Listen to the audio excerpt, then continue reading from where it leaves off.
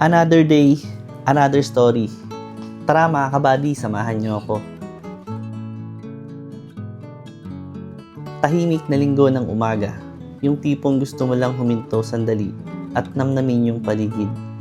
Dito sa bukid, parang bumabagal ang oras. Preskong hangin, luntian ang paligid. At ang tanging maririnig mo lang ay tugtugin ng kalikasan.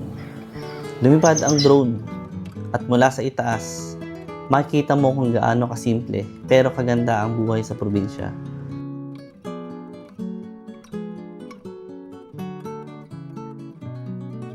Sa baba, si Buknay, aliw na aliw hinahabol ang tingin yung drone.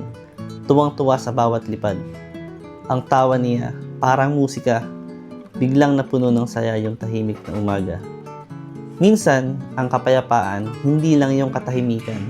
Minsan, ito din yung tawanan, yung simoy ng hangin, at yung araw na dumadampi sa mga dahon. Isang simpleng linggo lang, pero sapat na para maalala mo ang saya ng buhay. Nandito lang. Ako si Raf, at ito ang mga simpleng kwento ng buhay sa probinsya.